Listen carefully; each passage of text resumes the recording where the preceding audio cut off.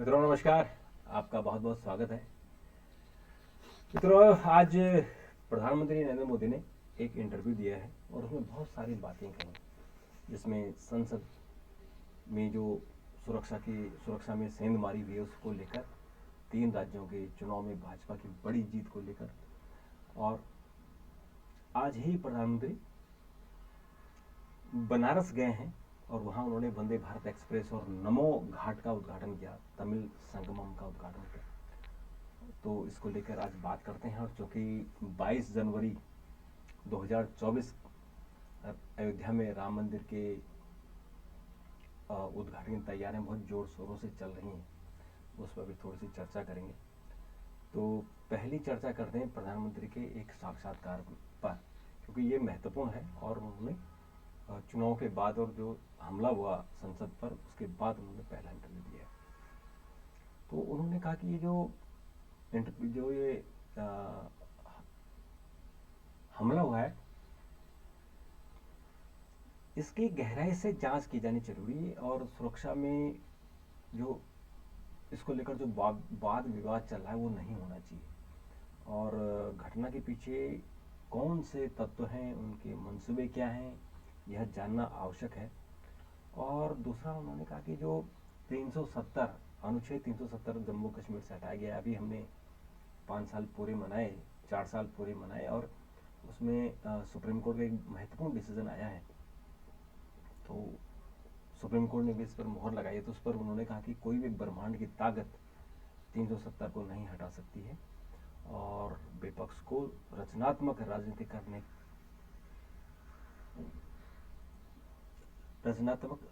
चाहिए। तो उन्होंने जो हिंदी दैनिक बड़ा अखबार है दैनिक जागरण, तो दैनिक जागरण को उन्होंने इंटरव्यू दिया। उनके जो ब्यूरो चीफ हैं आशुतोष झा, उनको एक बहुत लंबा इंटरव्यू दिया है और उन्होंने कहा कि जो ये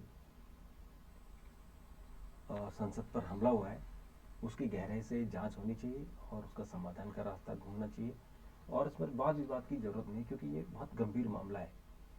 और 5 राज्यों में जो विधानसभा चुनाव हैं, तो उन्होंने कहा कि ये प्रधानमंत्री उन्होंने कहा कि सकारात्मक राजनीति की सलाह है ये, और उनको वो ये कह रहे हैं कि जो हिंदी बेल्ट में 3 राज्यों में मध्य प्रदेश, छत्तीसगढ़ और राजस्थान में जो बीजेपी की जीत हुई है,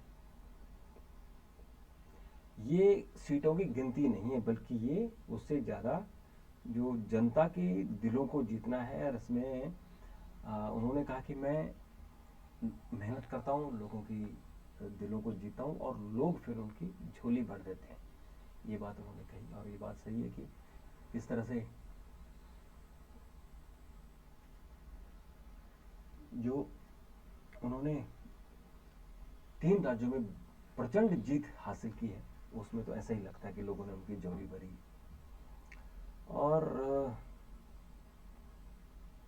22 जनवरी को लेके भी उन्होंने बात की कि कैसे वहाँ जो उनकी तैयारी है, तो उस पर बात की। और दूसरा बात उन्होंने कहा कि जो ये चुनाव परिणाम आए हैं वह अब उसकी हम अगर बात करें तो ये पूरा पहला टेस्ट मैच है, इस टेस्ट मैच में हम सफल हुए हैं।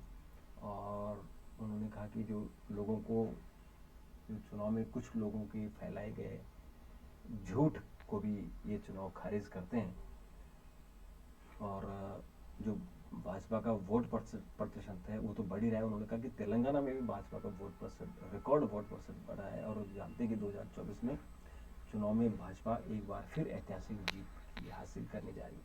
उन्होंने बड़ी एक इम्पोर्टेंट बात कही कि जो ये 3 लोगों को जो ये 3 लोगों को 3 जो विधानसभा चुनाव हैं इनमें जो जीते हैं, इसके बाद अपोजिशन भी ये मान के चल रहा है कि 300 से ज़्यादा सीटें जीतकर भाजपा फिर सरकार में आएगी और उनको 300 से कम में रोकना मुश्किल होगा। तो ये जो बात वो कह रहे हैं कि अपोजिशन में ऐसा सोच रहा है, इसका मतलब एक तो ये साइकोलॉजिकल वार है, क्योंकि जो चुनाव का वार होता है वो केवल वोटों के लिए नहीं होता, वोट पाने के लिए प्रचार तंत्र होता है और साइकोलॉजिकल वार होती है, उसका भी एक हिस्सा है। तो अगर ये बार बार इस बात को कहा जाएगा, और जैसे कहते हैं कि कहीं विपक्ष टूटा हुआ है, कोई है नहीं, फिर ये इंडिया गठबंधन में आपस में जो झगड़े चल रहे हैं, तो उसको अगर ज़्यादा से ज़्यादा प्रचारित करेंगे तो आपको उसका लाभ मिलेगा। तो इस तरह से उनकी जो ये उन्होंने बात कही है इस इंटरव्यू में, वो बहुत सारी बातें की है। आर्थिक जो वैश्विक अर्थव्यवस्था को लेकर उन्होंने बात कही कि बड़ी बड़ी जो अर्थव्यवस्थाएं हैं, वो समृद्ध अर्थव्यवस्था हैं, उनकी स्थिति ठीक नहीं है। और पहले 100 जो जो कोविड की बीमारियां थी, उन कोविड की बीमारी में सभी अर्थव्यवस्थाएं ध्वस्त हो गई थी, लेकिन उसमें भी भारत की अगर ग्रोथ 7.8% है तो ये बहुत बड़ी अचीवमेंट है।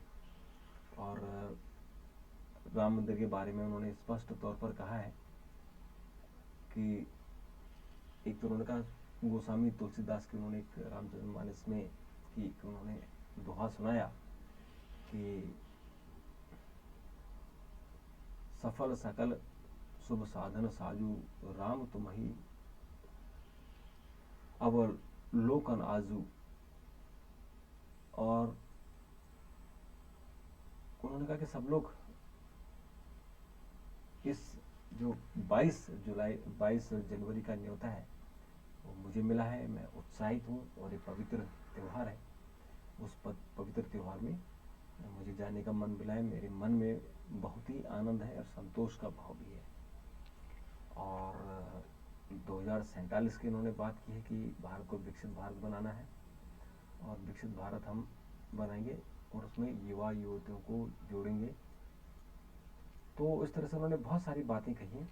और यही बात आज उन्होंने जब वो बनारस में उन्होंने नमो घाट की शुरुआत की, वंदे भारत एक्सप्रेस जो बनारस से और कन्याकुमारी के बीच चली है। और ये इसलिए भी महत्वपूर्ण है कि जो तमिलनाडु में तमिल लोग हैं उनको बनारस लाना, और तमिल का बनारस का बहुत पुराना संबंध है, सैकड़ों वर्षों का संबंध है, उस संबंधों को वो पुनर्स्थापित कर रहे हैं। और आज भी तमिलों का बनारस में घाट है, उनके वहाँ आश्रम है, तमिल के लोग पहले भी आते थे, तो उस संबंध को दोबारा से पुनर्जीवित करना, और अब ये वंदे भारत एक्सप्रेस चलाना, ताकि तमिल से जो भी लोग आ सके वो बनारस आए और बनारस के लोग तमिलनाडु में कन्याकुमारी यानी रामेश्वरम में जाएं। तो ये उन्होंने कहा। और वहाँ एक नमो घाट की भी शुरुआत हुई है।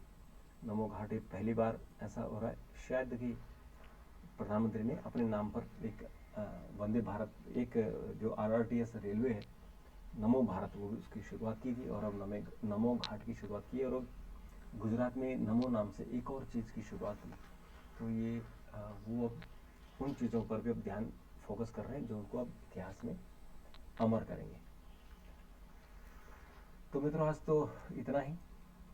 कल फिर आपसे मुलाकात करेंगे, और इस बारे में अगर आपके कोई सुझाव हो तो ज़रूर दीजिए। तब तक के लिए नमस्कार, थैंक यू, धन्यवाद।